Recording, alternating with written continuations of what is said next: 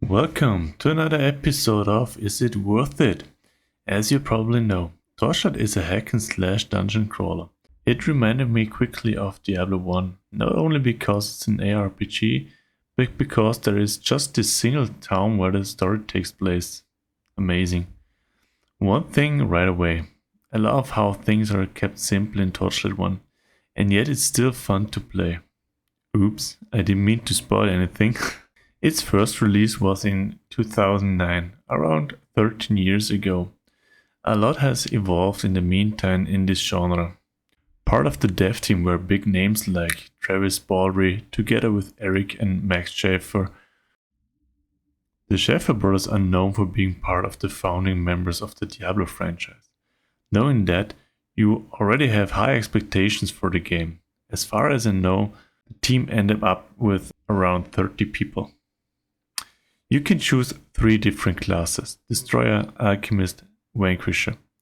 Now you have no idea what their abilities are, so let's just call them Warrior, Mage and Archer.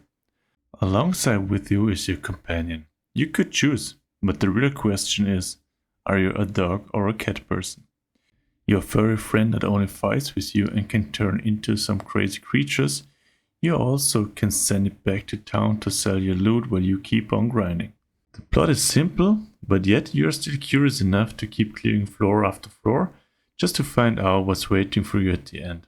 There are a few generic moments, which reminds me to the classic movie scenes, where the cops are always late after the action just ended. Seems like they didn't put much resources into storytelling, but yeah, you will know what I mean once you played it. The dungeon is randomly generated, but still intuitive to play. It's not like you're wandering around for hours just to find the next exit. There are a couple of secret areas to find, but they didn't feel very rewarding. One cool thing is, after you beat the end boss, you can continue to grind your way through the dungeon, keep progressing and improving your character while the dungeon gets harder.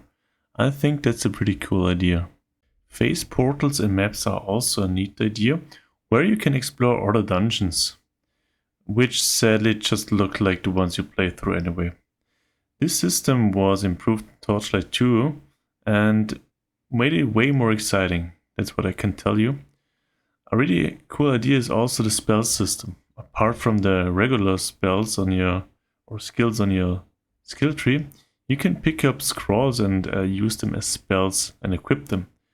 They range from attack spells, summoning spells, healing spells, faster run, and some other stuff. I really enjoyed integrating them into my build. One big setback for me was the combat mechanic for the mage. If you're used to mechanics like in Diablo or Grim Dawn, you are used to quick and high reactive character control. Kiting is not that easy in Torchlight, so you need to time your spells more carefully. It is okay, I just wish it would be more reactive. The second weak point are the boss fights. Those fights are just generic. A few more special moves would really make the difference in my opinion. But let's get back to the positive side of the game. They added a shared stash out of the box where you can move items from one character to another, which invites you to try out different characters and play the game once again. Last but not least, there is also mod support for the game, which adds a variety of new mechanics, quality of life features, and stories and stuff like that. So, to sum it up, is it worth it? I would say yes. Get it, it's not expensive, you have a good time. It's around 15 euros on regular sale, but often it is reduced. So, if you want to try it, there's also a demo available. Just check it out on Steam. Have a nice day.